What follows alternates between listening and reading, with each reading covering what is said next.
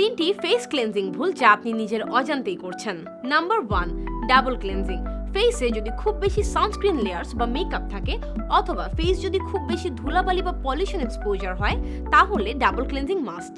কিন্তু সারাদিন যারা হোম এনভায়রনমেন্টে থাকেন, যাদের স্কিন ড্রাই এবং মেকআপ ইউজ করছেন না, তারা চাইলে ডাবল ক্লেন্সিং অ্যাভয়েড করতে পারেন।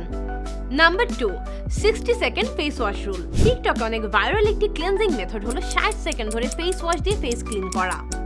কিন্তু ভালো একটি ক্লেন্সার দিয়ে 15 থেকে 20 সেকেন্ড ধরে ফেস ক্লিন করাই এনাফ।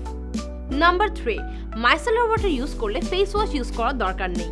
অনেকেই ভাবেন মাইসেলার ওয়াটার ইউজ করলে আর ফেস ওয়াশ ইউজ করার দরকার নেই, কিন্তু এইভাবে মাইসেলার ওয়াটার ফেসে রেখে দেওয়া মানে কিন্তু মাইসেলস রেখে দেওয়া, যা সোপ ইউজ করার মতোই হার্মফুল। এই কারণে মাইসেলার ওয়াটার দিয়ে ফেস ক্লিন করার পরে স্কিন টাইপ অনুযায়ী ক্লেন্সার দিয়ে ফেস ক্লিন করতে হবে। এরকম আরো ইনফরমেটিভ ভিডিওর জন্য ফলো সাজগোজ।